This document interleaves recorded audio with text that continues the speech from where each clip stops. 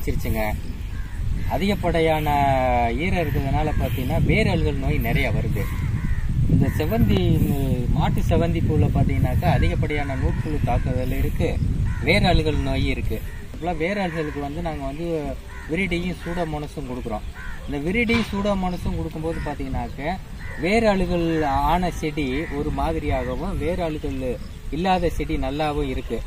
Maximum பார்த்தீங்கன்னாக்கா அந்த மருந்து ஊற்றலை அப்படின்னாக்க இருக்கிற செடி எல்லாமே வந்து வேரழுகள் உண்டாகி அதிகப்படியான செடிகள் செத்துருக்கும். வேரழுகளை வர விடாமல் தடுத்து அதிக மகசூல் எடுக்கணும் அப்படின்றதுக்காக இந்த வீடியோ பதிவு இருக்குதுங்க.